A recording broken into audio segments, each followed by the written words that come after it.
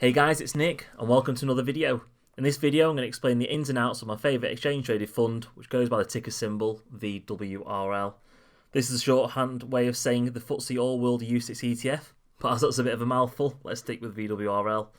By the end of this video you should have a very good understanding of what it is and how it works. So what is VWRL? As said, it's an exchange traded fund, which is commonly abbreviated to ETF, which is another way of saying you're buying a lot of small slices of companies in just one stock or share. This ETF is designed to track the FTSE All-World Index, which measures the performance of some of the world's largest companies located across the globe. For a sense of scale, we're looking at companies with a market capitalization of at least $2 billion US, market capitalization being the number of shares times by its price. At this moment, the ETF includes over 3,400 companies, so you could definitely say you haven't got all your eggs in one basket. These range from well-known companies such as Apple, fairly sure you've probably heard of them, as they manufacture products like the Apple Watch, iPhone and MacBook, and there's also a good chance you're actually watching this right now on an iPhone or MacBook, and goes all the way through to companies like one of South Korea's largest beverage companies, Lotte Chilsung.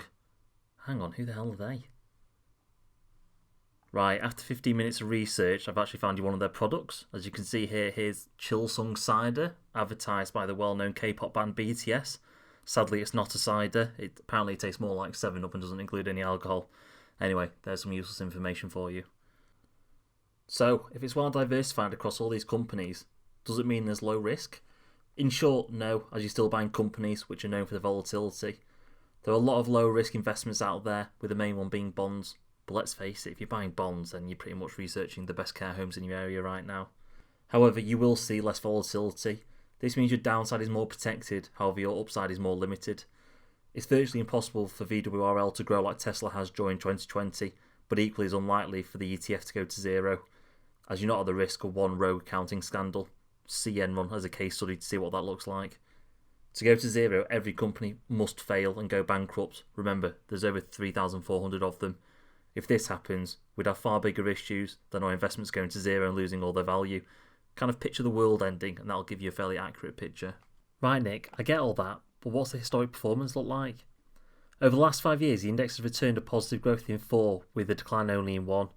2016 saw growth just short of 8%, then a large jump in 2017 with a whopping 23.98% return, but then brought down in 2018 with a negative 9.6%. As you can see, there's a fair amount of volatility, so it should be expected. So personally, I would never look to hold this in the short term. Since 2018, VWRL has had 2 very impressive years, with a massive 26.75% in 2019, with an unexpected 16% growth in 2020, which is incredible considering everything that's gone on. So you can visualise the performance over the last 5 years. Imagine you'd invested £10,000 in VWRL at the beginning of December 2015. If you invested this lump sum and held until the start of December 2020, then your 10 grand would have transformed to £17,762. Please note, the past performance isn't any indication of how it might perform in the future. But does it pay a dividend? It does. It won't be classed as a high dividend payer, but it's still decent. Looking back historically, it's paid out around 2% dividends each year across 4 separate quarters. So at today's share price of £80.48, you're looking at around £1.61 per share or 40p per quarter. Another way to look at this is if you own 200 shares, which say would be worth just over £16,000, you'd get roughly 1 additional share per quarter. Companies within the index will have lots of different dividend payment schedules. Some will pay monthly and others will only pay once a year, for example. Vanguard manages this process and funnels these payments into each quarter. So, if the dividend isn't that high, how can it grow my wealth? Why should I bother with it? Growth is to be expected primarily via the share price increasing, as most companies within the index choose to reinvest profits to drive future growth. This in turn grows their share price as they become more valuable. Or, to get the same result, some decide to use their profits to undertake share buybacks, as recently seen by JP Morgan Chase, which on a side note is also included in this ETF. For some confidence, look back at the ETF's past performance and consider that you've got an extra 2% dividend on top. Not bad, eh? So, how much does this ETF cost? As this fund needs to be constantly monitored to ensure that it's tracking the FTSE All-World Index, it needs someone to look at this constantly, which comes at a cost. Incredibly, the cost is only 0.22%, meaning for every £10,000 you have in the fund, you're paying roughly £22 a year. This is really good, as other managed funds tend to be a minimum of 0.75%. if not a lot higher. What are weightings and how does it impact this ETF? Don't let diversification lead you to think that every company has an equal weighting. They aren't the same size, so they should be treated differently. If you didn't, then it would be a bit like trying to make a cake with the same amount of all the ingredients. Spoiler alert, it wouldn't taste great. If this ETF is to correctly track the FTSE All-World Index, then it needs to correctly weight each of the holdings to fairly represent the world economy. To keep everything balanced, Vanguard needs to reweigh the index twice a year to make sure it doesn't slide away from its benchmark over time. So who are the top 10 companies in VWRL by weighting? Before I go into the list, the percentage given means how much of the money invested goes into these companies. So as an example, 1% would mean £10 for every £1,000 invested. At number 1 is Apple at 3.39%.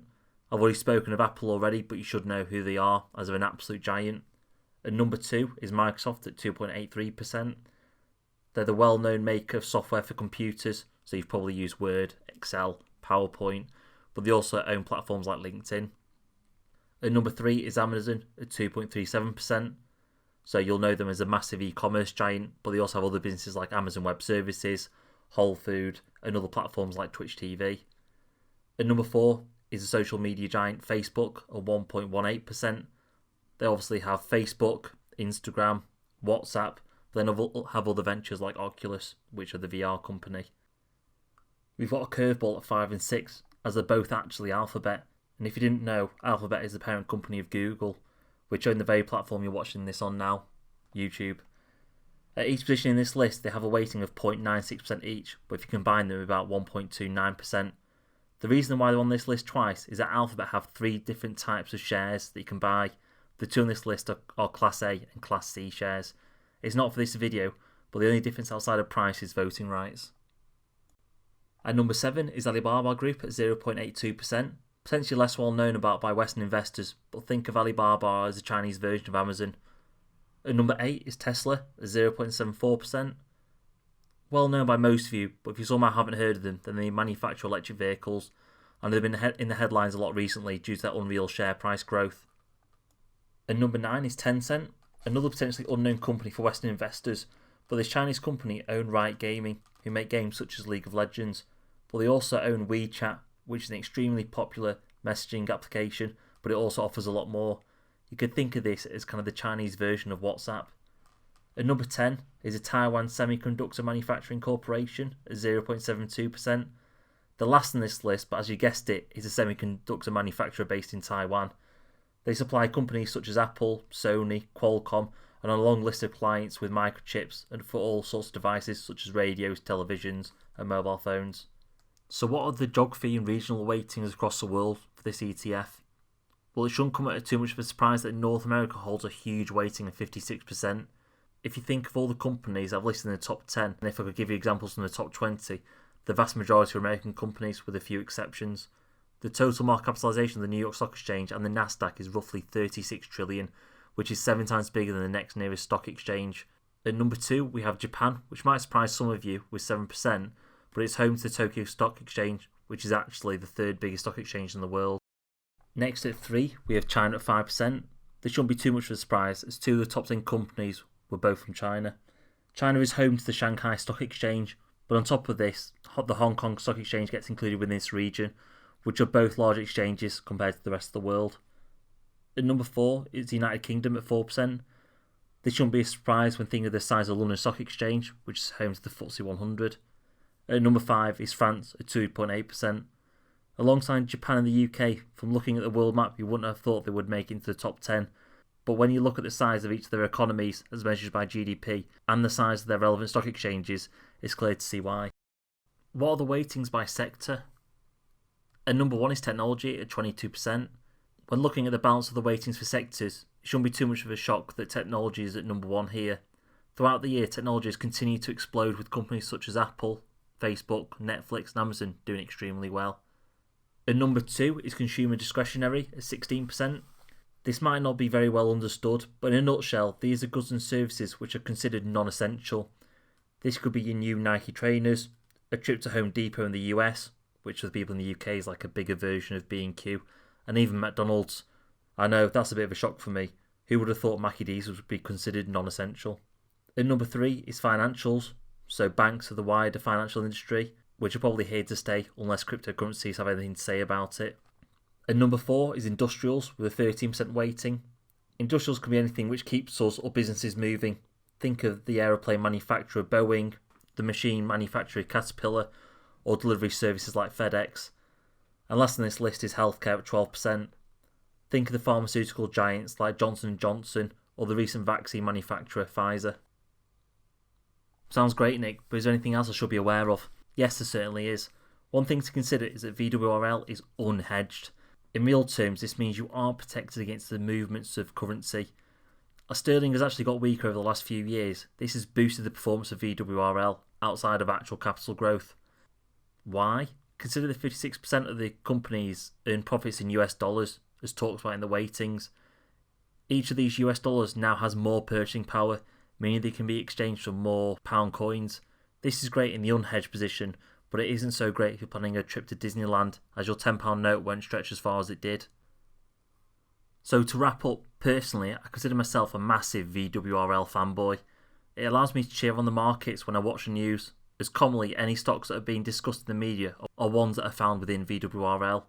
It also means I can sleep at night, as it's extremely unlikely that my account is going to drop to zero. But on the flip side, I'm never going to get rich off VWRL unless I'm prepared to invest heavily and hold for a long time, but that's for another video. Do you invest in VWRL? What do you like about it? What don't you like about it? Let me know below. If you want to see how my journey with VWRL has gone so far, then why not check out my latest update on my channel. Hope you've enjoyed this. Thanks for watching.